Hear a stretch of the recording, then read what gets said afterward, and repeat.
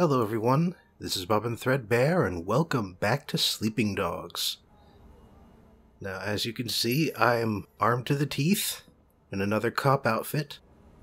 That's because this is the one that I wanted to be the doctor for, but...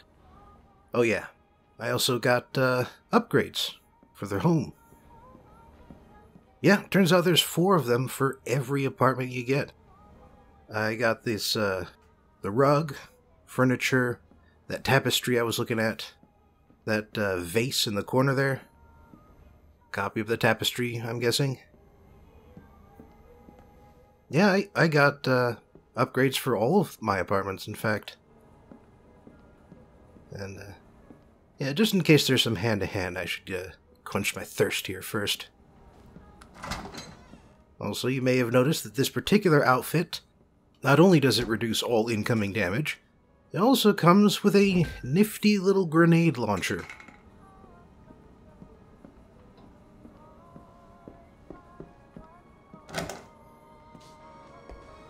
Now, of course, this being a police outfit, it's not just any kind of grenades you got here. Oh no. CS gas grenades. Naturally. But as usual, I won't be able to use them. I won't be able to use this on missions. Can I help you? Well, I'm in a police outfit already, so might as well. Don't go too crazy on this one, Way. Ah, nuts. Ran into the booth. Yeah, don't go too crazy, he says, right before I turn on the lights. Are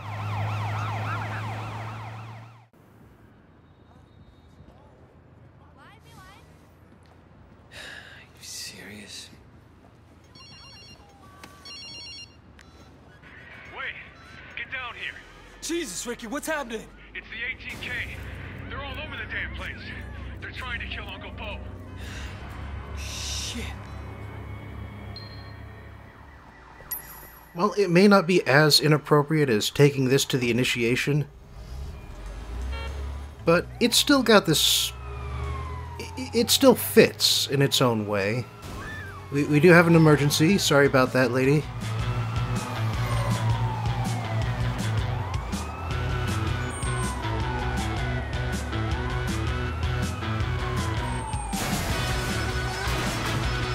No time to worry about property damage. A man's life is in danger.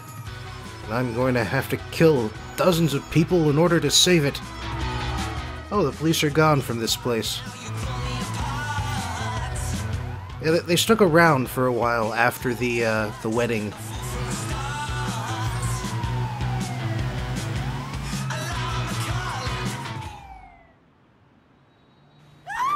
Where the fuck is Uncle Bo? I don't know! Where the fuck is Uncle Bo? He's over there! He probably isn't. Probably just didn't want him to shoot him. Alright. Didn't bring a gun, so I gotta get one. You gonna shoot my face off? For some reason, I just don't see that happen.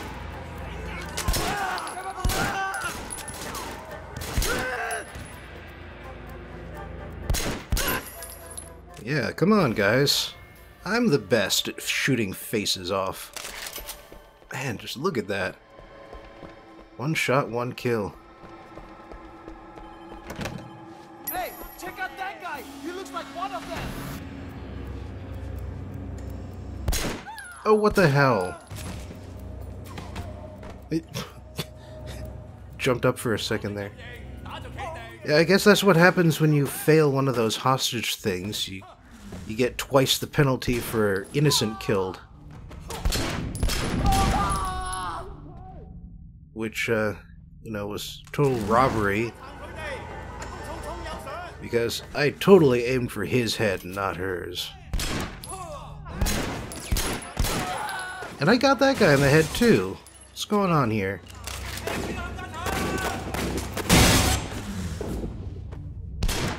Well, on the bright side,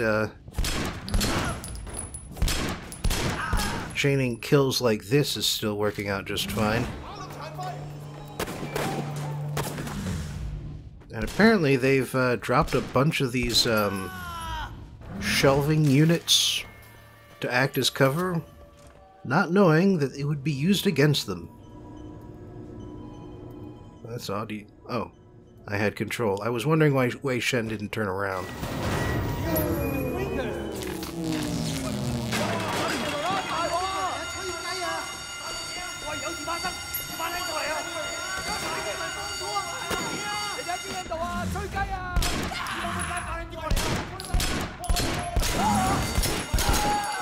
Ooh, that guy had a shotgun. Or, no, I guess not. Kind of looked like a shotgun. Or maybe that's just because I expect the big guys to have shotguns. Because if anyone has a shotgun, it's them. By the way, you notice the blood rushing out of the sides there? See all those blood packs? Yeah. Don't know why you'd store that in the hallway, but... Whoa, easy, easy. 18K shut off the power. Uncle Po is on life support. If we don't get backup power running right away, he won't make it. Okay, look, there's a control station down the hall. I'm on it. Wouldn't that be automated? These guys are beginning to annoy me. Can we lock this place up? I'll take care of it. I got you covered. Now then again, it might depend on the hospital.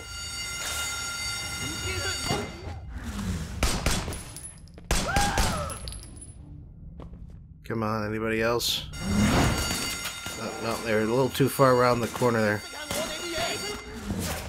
Okay, slow-mo didn't kick in for a second there for some reason. Man, so much blood. But again, maybe this hospital acts as a blood bank, but if so, why in the hallways? Like, I get the actual reason. Just to have blood pouring out of the walls like this was some sort of Stephen King movie.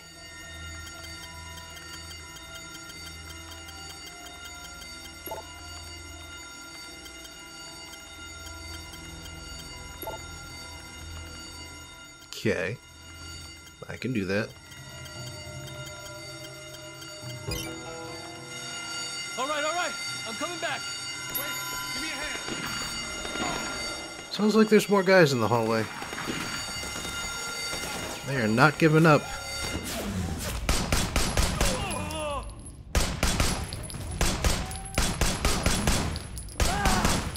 And there we go. Morva, over here. I got you covered. I'm not sure if you're doing anything, dude. I mean, I understand it's an occupational hazard. You're an NPC in an action game. They're coming in behind us. If you do too much, the player just won't be able to enjoy him or herself. But yeah, this is the shotgun I was thinking of. I knew I got one during this mission.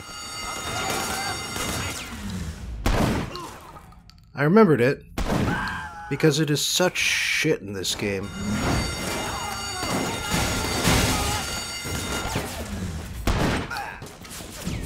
I mean, sure it hits, but 3 shots when a headshot could have done the same in one.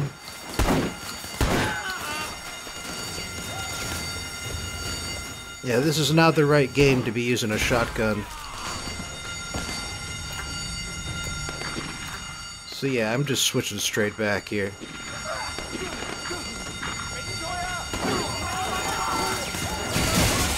Well, at least Ricky can absorb bullets. He's got that going for him. You know, not all action game NPCs can say that. Clear, come on.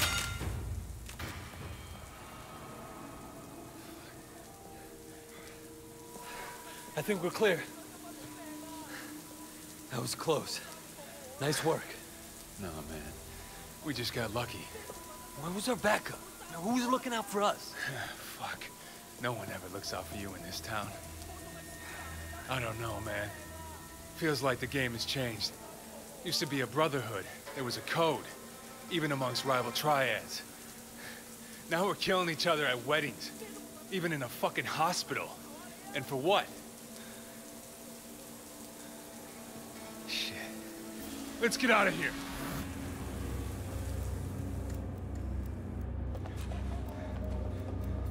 More cops. Kiddo, kiddo! Muyo!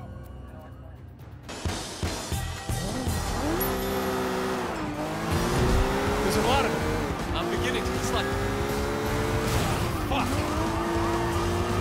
So, just so you're aware, this is level 4 police attention, and although we are in a fast car, I failed to escape the police an annoying number of times.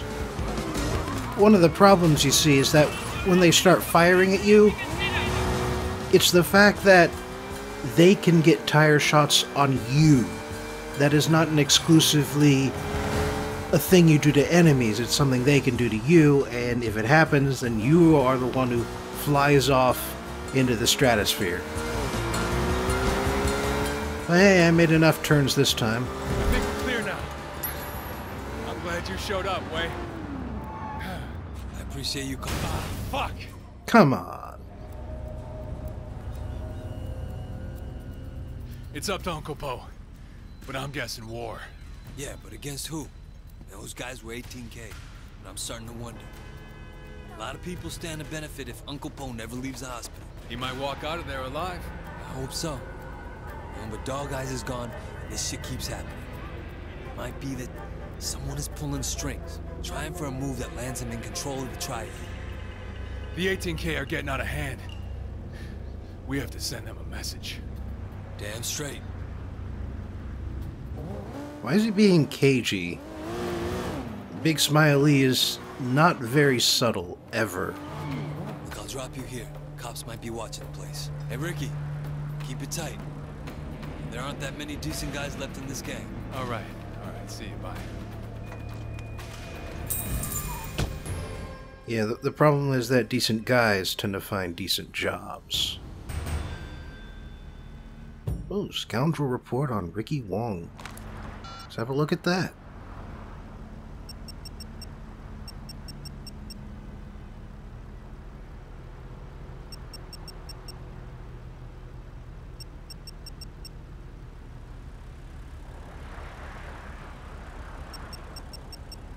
Aha, here it is. Yeah, he's one of the smarter guys at the top end of the gang. Also, interesting note is that he has the reputation of being a womanizer, but at the same time, they say he's going steady with one girl in particular, which the police have dismissed that claim, owing to the womanizing, but, well, apparently I need to go to bed. So, I should probably do that. Nothing else to do, that's for sure. But yeah, that little conflict in reality versus reputation, it's gonna play into future missions. In case you're wondering, I'm going to the houseboat because I want to show you all the neat stuff I bought for this apartment. I mean houseboat. I bought stuff for this houseboat.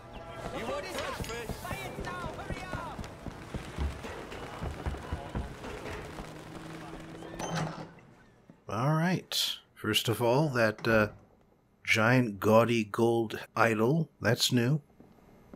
Got another bird. Over here, I've got another tapestry. Neato. And this movie poster for Ghost Pig. But that's it. Once again, Wei Shen is going to fall asleep in full gear. No dreams this time, though. Say, Jinyan, I went by Bam Bam Club looking for you. Who's Tiffany? You rat! You cheating pig! I can't believe I ever fell for you! I can't believe I let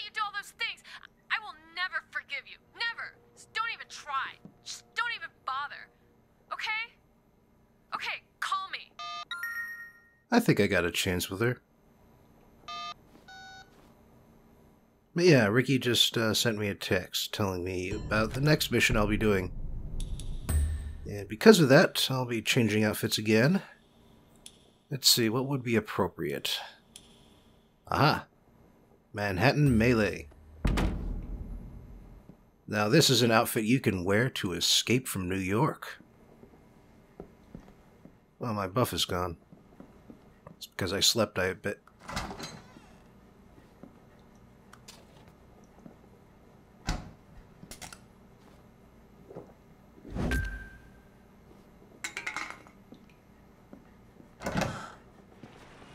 Alright. Now there are some other new missions, like you can see the DLC mission has advanced. You know what? I could use a pork bun. A man who never eats pork buns is never a whole man. Serve it up. Good, Taya. Alright, let's see where we're going here. Yep. And wait. Having trouble finding where the main mission is. Looks like it's just that and the DLC though. Hey, what can I do for you? Ooh. Don't go too crazy on this one. Wait. Undercover police cruiser. Speedy little devil too.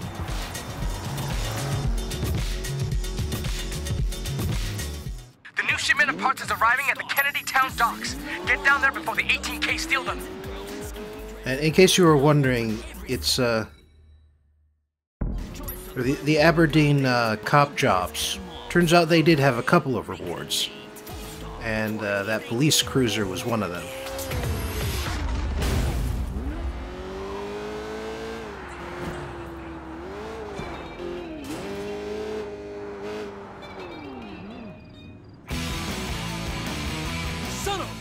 They're getting away! Don't let them get those parts! Those are key to the car! Stop them!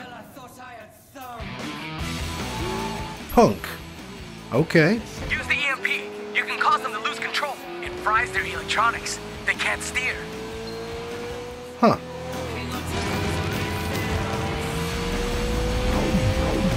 And that's how you know it's charged, when it starts thrumming.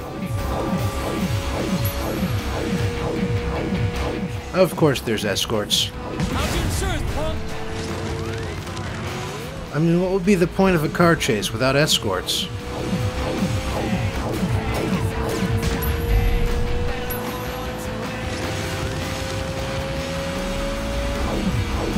Also, you can affect civilian cars with this. I mean, naturally. Is that your grandmother's car? Ah, crap.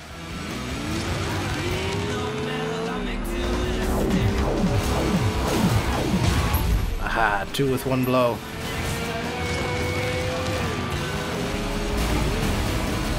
Yeah, it's... Okay, so... This is, charging up the EMP uses one of the shoulder buttons. But for some reason, it seems to be hard to steer Who's next? when I've got that thing active and waiting. And he went the other way. Perfect.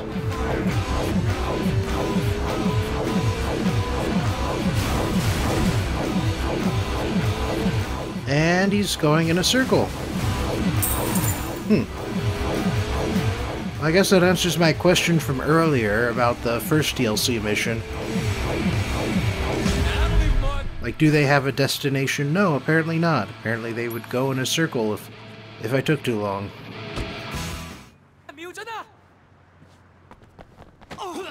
Oh, he's an armed grappler. Hell, they're both armed. Oh, come on! I was aiming for the little guy. The one I can actually disarm with a tackle. Like so. Except he's not disarmed, I just knocked him down. What the hell? Ah, screw it. He dropped his knife. I'll just use it.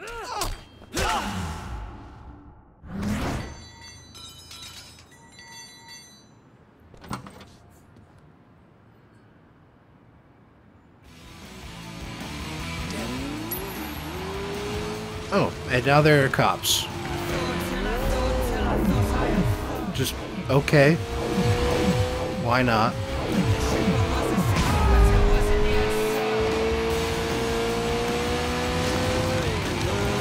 It's level 3, so they are spawning on top of me. Like so.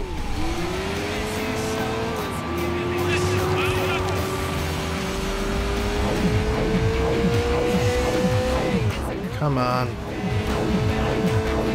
How is any police car as fast as this thing?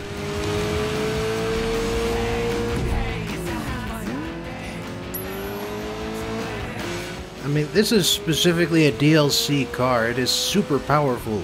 It is super fast. Those are not the super fast cop cars. Those are the normal ones. And they keep up for game-related reasons.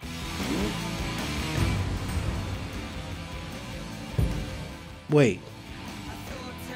So the parts I needed to get were the EMP I used to get the parts. Huh. Right, main mission time. Well, well, well. Look who decided to join us. Yeah, it's good to see you. Come on in. You sure you don't want to fuck her a little before you start? It's no problem at all. I'll just have to swing by your hotel on the way to the studio. Nah, man, I'm good. We could do a photo shoot or whatever, and look, I'm sure it'd be fun and all, but that's not why I'm here, dude.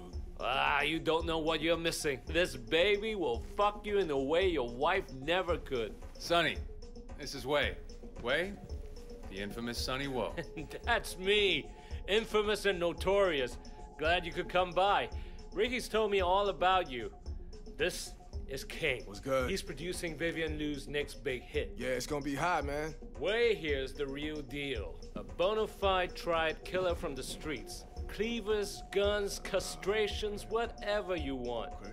Wei, why don't you take King out on the town and show him around? Yeah, anytime. It's like one big playground, man. Nothing's off limits. You want to pick up some girls, get nasty, done. And with Wei, no one will bother you. Nobody fucks with Sun On Yi. Yeah, I mean, actually, that sounds alright. If you don't mind showing me around. Yeah, sure. I wish I could go with you players, but business calls. Alright, cool, man. Yo, it was real nice to meet you, Sonny. Let's hit the streets. Let's do it. Ricky, listen to this. I've been thinking. We need to get her a movie role of some sort. Hey, I think we'll start at the K-Bar. The VIP room should give us what we need. Yeah, it's your town, man. So you producing for Sonny? Yeah, just this one time. Man, that guy's a piece of work. It's a fucking clown, you ask me. I'm glad you said it first. But he does good business. Makes everyone a lot of money. But as far as his personality goes... Good to know we're on the same page. Fact is, I got some other business to discuss. But I don't think my partners back in the States will want to be in bed with that guy. What kind of business? I got friends. Guys I grew up with. They got a real good import and retail thing going. They could use a good Hong Kong access to that good Asian product. You feel me? It's the reason I took the producing here, because I heard Vivian and the label had connections. Well, they are. It's me. Well then, I guess this is gonna be like one of them old school business meetings. Where you show me around town and try to figure out if we're a good fit. Am I driving a land yacht? Jesus, this car.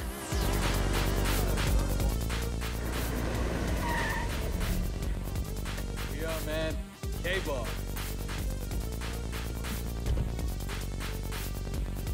But yeah, I chose an American outfit because I'm hanging out with an American.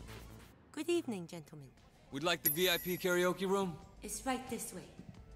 Hey, what's new? Yo, hold on. Now don't tell me you and me are gonna sing to each other. I mean, I'm here for the local flavor, but not that local. Let me find us the right kind of audience. Alright then. Gonna pick up some girls. Also, this is the K-Bar. It's like Club Bam Bam, but in downtown. Hey there, what's your name? Katushka. I'm Wei. So listen, I saw you looking at my friend and I figured you realize he's a famous American celebrity. And I just wanted to ask if you mind keeping it a secret. Ooh, how can I say no? Well, if you're not doing anything, maybe I can buy you silence with a drink. Want to join us? That's very nice of you. So you're from Russia? Yes. How'd you guess? Call it a hunch. Oh, you. Having lived in America, he would know the difference between a Russian and American accent.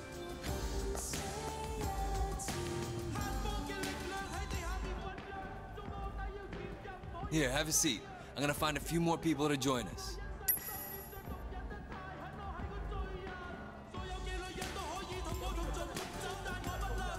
Alright, looks like there's a couple of ladies having fun down on the dance floor here.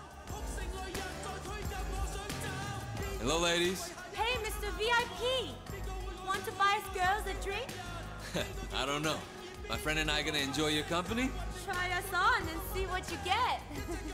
All right. Why don't you join my friend in there? I'll be in a second. And one last one for good luck. How about you and I go find ourselves a hotel room? You okay, miss? Wait, poor guy, that's my girl, so why don't you fuck off? I'm son on ye, motherfucker. Now get out of here before I break every bone in your body. Oh man, no, sorry, I didn't know who you were. Guy seemed like he was getting a little pushy. We get that a lot.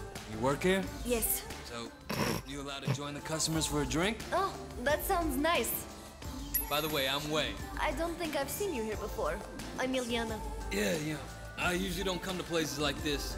I'm here for my friend. Well, if you ever want to hang out at places not like this, let me know. I'd like that. Can I call you? Sounds good. Speaking of pushy, that one other guy. Thanks. Give me a call sometime.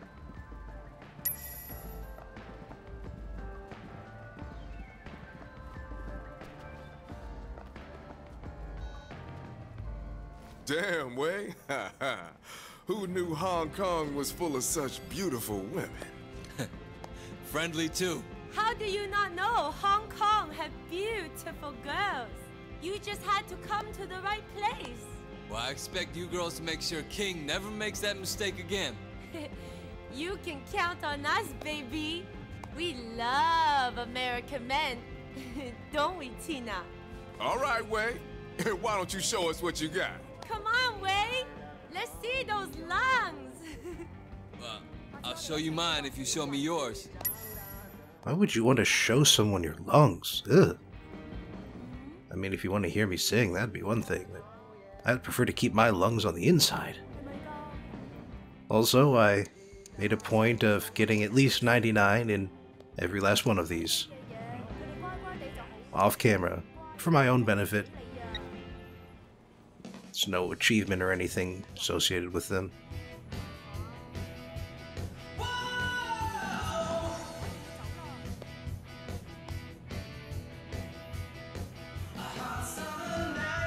Whoops. You're not allowed to fail this one, by the way.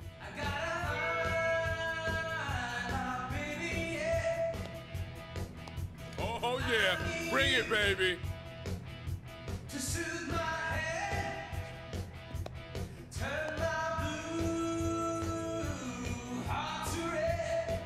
You really have charisma.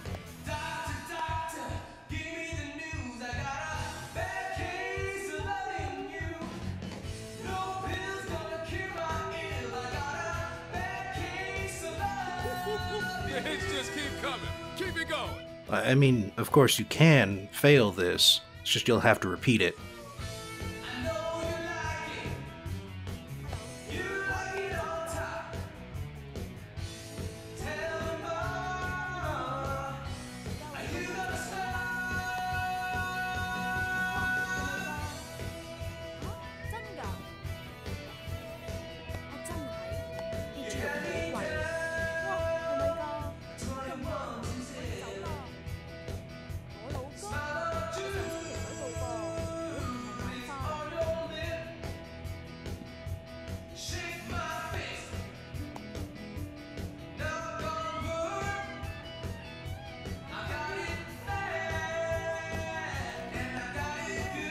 The bars just go out of sync.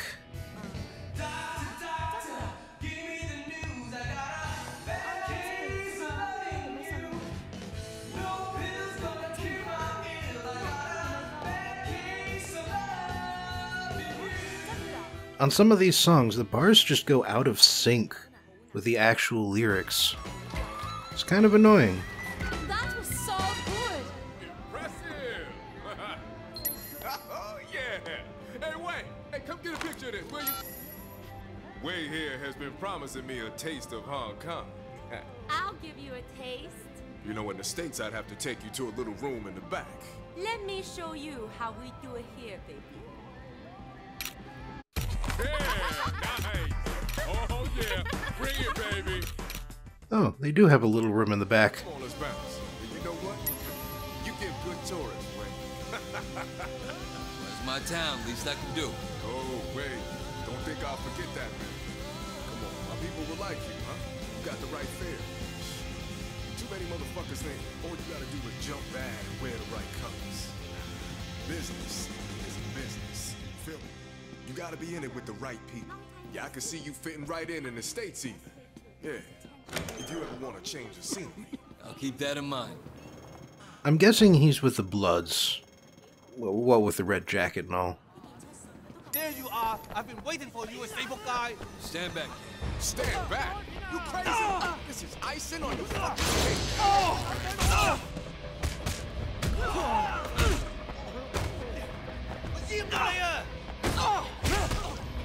Well, it's a good thing that he's into it. Bring it, asshole. Just punching him with the receiver. Oh, King got the knife. Fair enough.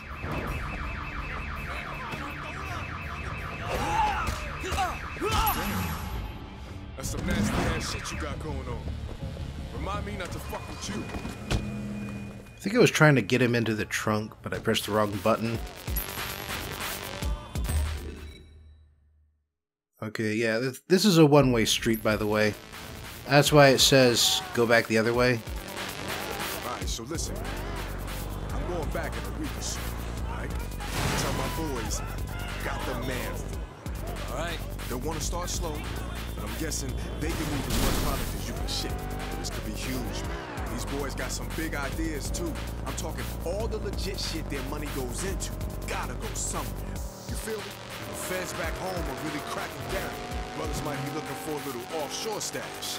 Yeah. And the man who set that up kept it safe. Yeah, he'd have a whole river of green to deal with. You feel me? Well, I can swing that for you. I still got contacts stateside who could set up the other side of things. Hell yeah. Yeah, he's also knows the SF police. You ever work in movies, Wei? Nah, too much bullshit. I mean, look at Sonny Walk. Nah, man. Come on, that's what's good about it. Everybody's a fucking moron. You come in with muscle and money, and you too can call the shots. You got a point. So you can also set up the drug bust from the other side, too. All right, here you go. Thanks, man. I really appreciate it. Really. It's real cool to meet you. We'll see you around. Yeah, for sure. Hopefully first night of many. Well, then. Looks like this is the beginning of a beautiful friendship. All right, man. Take care.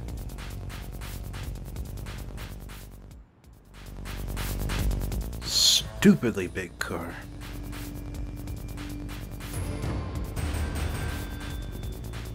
Oh, got Ilyana's phone number and a surprisingly small amount of triad experience. And more karaoke.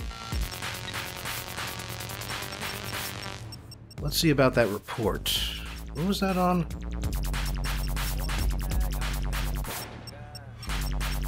Oh yeah. Triad in the music industry.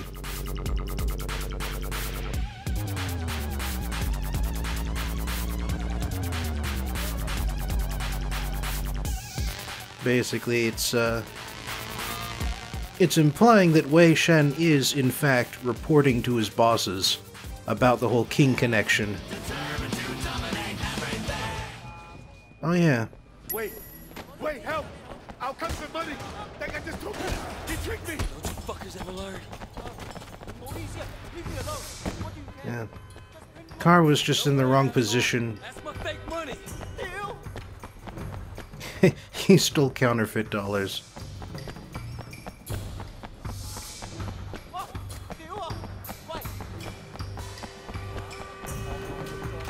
Oh, no, you don't.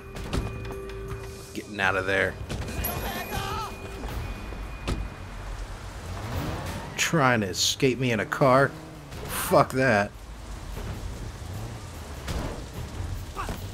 Gonna run you over with your own vehicle.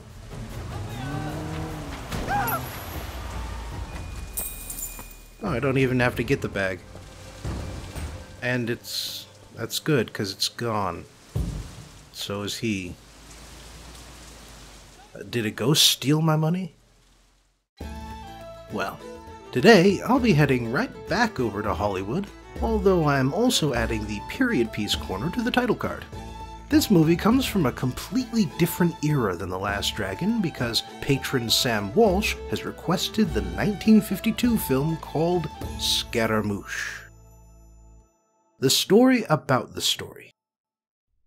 I've said before that, prior to the 1980s or so, Hollywood filmmakers had issues with depicting hand-to-hand combat, but that's mostly to do with using Eastern styles, because Western styles, oh yes, they could handle those.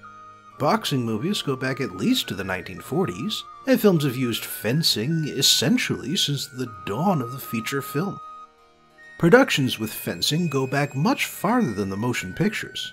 Shakespearean plays feature fencing duels, like the one at the climax of Hamlet. The length and skill level of this duel varied from one theater company to the next, but the point is that actors would play at sword fighting even during the days when swords were used in actual combat. Fencing duels were thus a natural fit during the early days of motion pictures. Many of the stage actors who switched to movies already had fencing experience. The lack of sound in early movies didn't harm fencing scenes, and between the multiple takes and camera angles, it was a lot easier to get the best action possible than it is in live theater. Most movies that use fencing today are part of what's called the swashbuckling genre. They're historical pieces set in times and places when people used swords to kill each other, since otherwise, they'd have to explain why nobody's shooting each other. Plus, once the Hays Code came down, it was a good way to dodge the code's restrictions. You can't have a protagonist kill someone and get away with it in the present day, but you can in the lawless Wild West, or the eras when duels to the death were legal. For the official start of the swashbuckling genre, most folks point to 1920's The Mask of Zorro, movie starring Douglas Fairbanks that also happened to mark the official start of United Artists. It was based on a pulp novel written in 1919 called The Curse of Capistrano, although the book would take the movie's name after the film became a giant hit. The movie is set in California, back when California was a Mexican territory, and it's about a masked vigilante who fights against a corrupt army officer. Incidentally, Zorro also helped inspire the superhero genre, Batman in particular. Swashbuckling movies were popular throughout the silent movie era and on into the 30s, 40s, and 50s. But after that, their popularity waned thanks to the rise of spy movies like the James Bond franchise, and modern action movies like Bullet. Since the Hays Code was on its last breath, Hollywood no longer had to spend extra money on period sets and clothing to produce a decent action story, although the popularity for Western films stuck around a bit longer.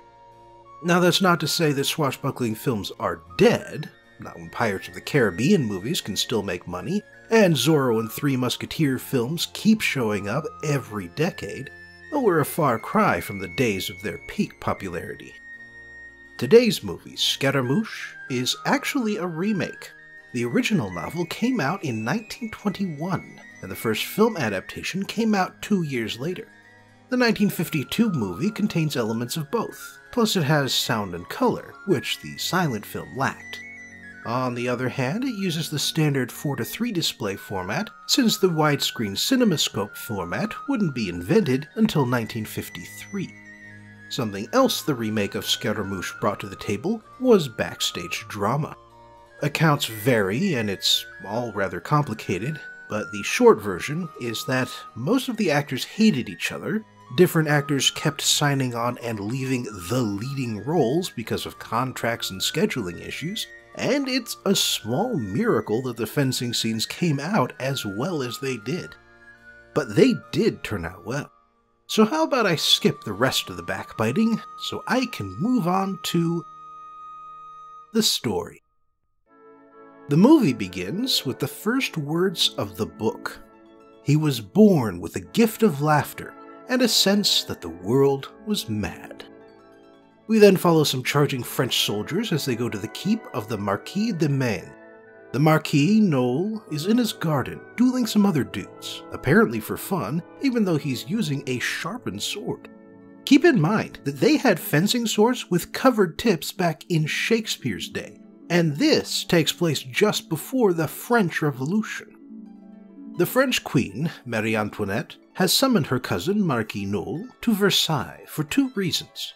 First, to berate him for killing his fellow nobles in duels, something that's counterproductive, what with how revolutionary pamphlets have been showing up even in the royal bedchambers. The one Queen Marie shows Noel uses the pen name Marcus Brutus, and Noel assures her that he will track this revolutionary down. Oh, and the second thing is that Marie thinks it's past time for Noel to marry. So she hooks up the 35-year-old man with a girl named Aline de Gaverlac, who cannot be more than 18 years old, and that fact is explicitly stated. We now cut to a dirtier part of France. A man named André Moreau rides into a camp of traveling performers, looking for his love Lenore. But Lenore isn't there. She got tired of waiting for André's proposal, and so she went to Paris to marry an old merchant. So André pretends to be the coachman, messes with the groom for a bit, and then sweeps Lenore into a big kiss as he proposes to take the old groom's place. Unfortunately, there's a complication. His friend, Philippe de Valmorin, was supposed to show up at the church with a wedding ring, but instead, Philippe sends word that he's in trouble. Philippe is in trouble because he's been writing the Marcus Brutus pamphlets, and the royal guards are watching his apartment. Philippe's family is noble but poor, and he identifies more with the commoners than the bourgeoisie. So André gives him the coachman's coat and whip so he can sneak out, and promises to meet him and Lenore at a forced signpost outside of town. While they're doing that, André goes to his lawyer, Fabien, to get an advance on the yearly allowance his father provides. André is the bastard of a nobleman, you see, but his father kept his identity a secret. But now his father has cut off André's funds, so André gets Fabien to spill the name at the point of a razor blade. Count de Gavrelac of Normandy. André meets Philippe in the forest, but Lenore stormed off before Philippe even left the city. André shrugs at the news, and when the two see a lady by a broken coach on the road to Gavrelac, he's the first to start flirting with her. The lady is Aline de Gavrelac from earlier, and so while he flirts quite heavily with her, he stops rather abruptly once he realizes she's his half-sister. Then things get even more sober when they reach the Count's estate, because it turns out the man has just now passed away. André and Philippe go to an inn after that, and it just so happens that Noel is at the same place since he's also visiting Gavrelac. Which is unfortunate, since the royal guards with Noel recognize Philippe's horse and arrest both him and André. But Noel intervenes on their behalf, which is surprising until he explains why. He wants to kill Marcus Brutus himself. He provokes Philippe into accepting a duel. The two go at it right behind the inn. But Philippe is young, and Noel trains in fencing daily, so the end result is a surprise to no one. Enraged, André grabs Philippe's sword and goes after Noel, but if anything, he's even less skilled than Philippe. So instead, Andre grabs a loaded pistol, swearing to Noel that one day he'll kill him by the sword to avenge his fallen friend. He then escapes by jumping on a horse using some convenient barrels. It's a whole chase scene. Andre returns to the Gavrilak estate to see his sister Aline, and maybe start acting like a protective big brother to her. But that doesn't last long, since Noel is her appointed guardian, and he is still on Andre's tail. Andre heads to a nearby town and loses Noel in the city streets. Ducking into a back door, Andre meets a masked and drunk actor who calls himself Scaramouche. When Scaramouche passes out, Andre steals his mask, but when the other actors spot him, they force him to go out on stage and perform. Andre has no clue what his role is, but luckily it's a comic performance, and he acts like a big enough fool to get the audience laughing. Between that and the other actors covering for him, the guards and the audience don't realize it's Andre. Oh, and this turns out to be Lenore's acting troupe, so there's some extra comedy when she discovers who he is. When the performance ends, the guards check the actors, since turns out they aren't idiots, but Lenore and an unconscious Scaramouche help cover for Andre. Lenore isn't about to fall back into Andre's arms, though. And then things get interesting, since it turns out Scaramouche is a student of Doutreval of Dijon, a famous fencer, and Doutreval is also a revolutionary. Andre heard earlier that Doutreval teaches Noel every evening, so he sneaks into Noel's mansion that night and convinces Doutreval to teach him using a Marcus Brutus pamphlet. Time passes, and Andre learns to fence, hides out with the actors as their new Scaramouche, and continues his rocky relationship with Lenore. One day, Noel happens to show up during a lesson, but he's actually pleased with this turn of events, since it means Andre is now a more worthy opponent. Andre manages to avoid getting immediately defeated, but Noel is still just playing with him. Before he can end things, however, Aline happens across their duel, and Noel can't bring himself to kill Andre in front of her. So he calls the guards in, but Doutreval helps Andre escape through a secret door. Once Andre leaves, Noel and Aline talk about their conflicting feelings. And keep in mind, Aline still doesn't know that Andre is her brother. Meanwhile, Andre and Doutreval escape the manor. Doutreval is in the clear since Andre lied about their connection, but since they can't meet anymore, Andre decides to train under Doutreval's master, Perigord of Paris. In Paris, Andre continues his lessons, until he hears that Noel is in town preparing for his marriage to Aline. That sets his blood boiling, and that in turn worries Lenore, especially when she finally hears why Andre wants to kill him. So she meets with Aline in secret so they can stop Andre, who still isn't nearly skilled enough or calm enough to defeat Noel.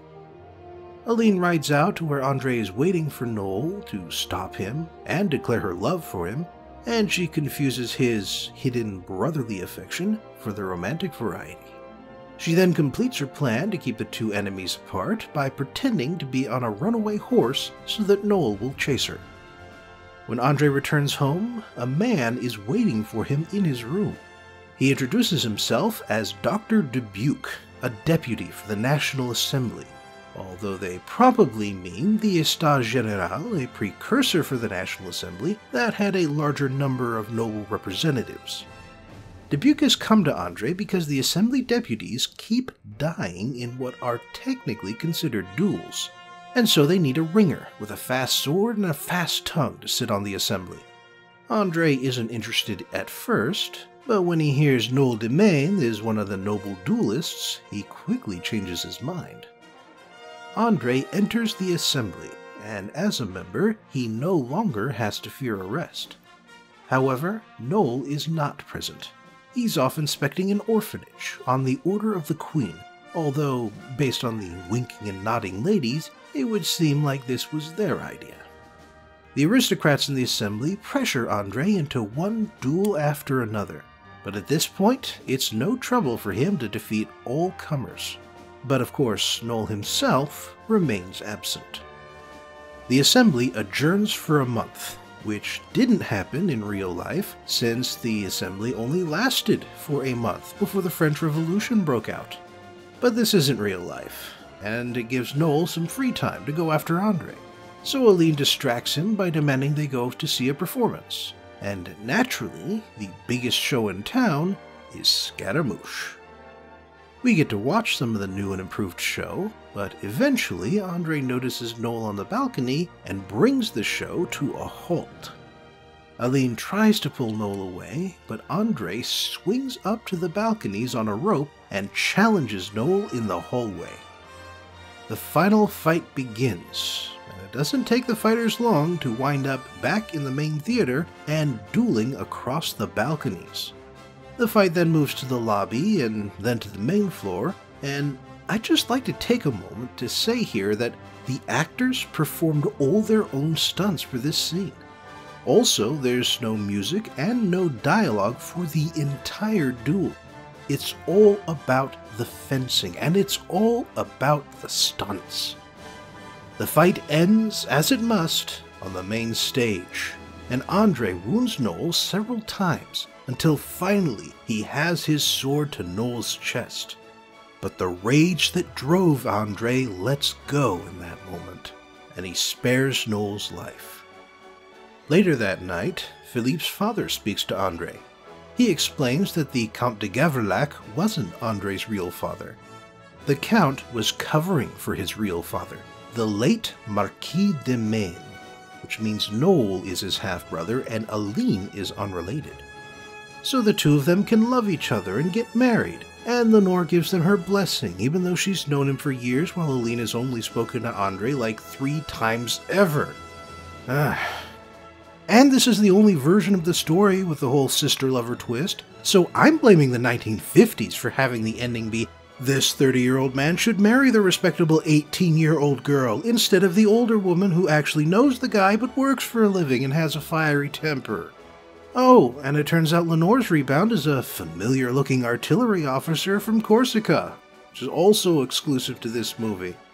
And you just know that won't end well for her. Oh, and the whole French Revolution? What's that? This movie ends with a wedding, not a mad dash to escape the chaos of Paris. The end.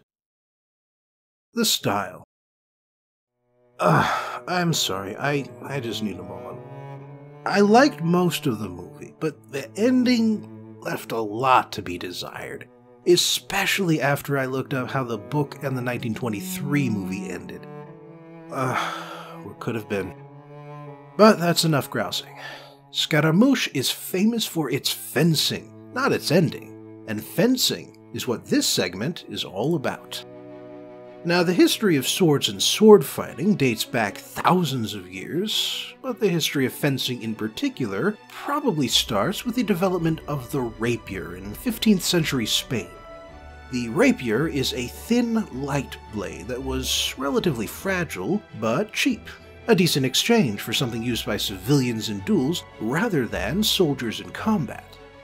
Rapiers were designed as thrusting weapons, but they also had 2 sharp edges, in case a slash would work better. In the 17th century, the French developed what's known as the small sword, a weapon that's shorter and lighter than a rapier, and gets rid of the sharp edges. The small sword would then develop into the French épée in the 19th century, and the épée is one of the main types of fencing to this day. The reason civilian swords developed in this direction is because of dueling. Way back in the day, back when European cultures were more tribal than feudal, murder was only murder if you committed it in secret or if you killed someone above your station. 2 peers with a grudge could settle that grudge by declaring their intentions and grabbing their swords.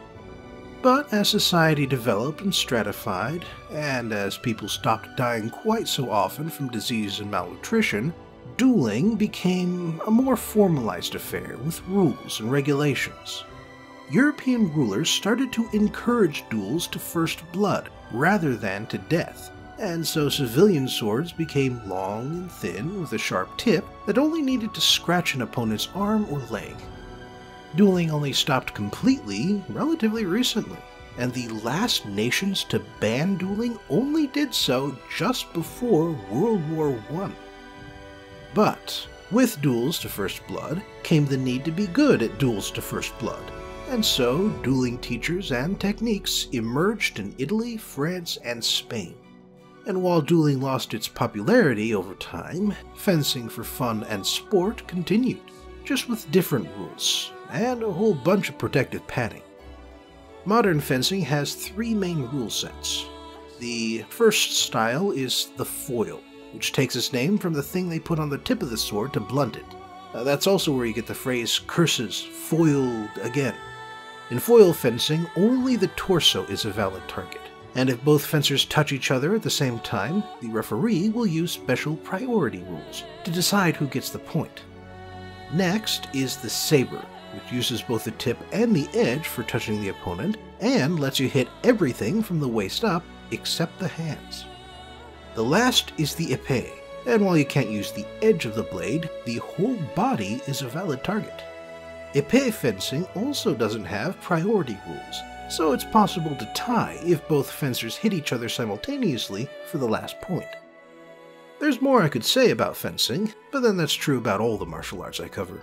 So instead, I'll just say, thanks for joining me again for today's film review, and I hope I'll see you next time for a movie about brotherhood, MMA, and Nick Nolte.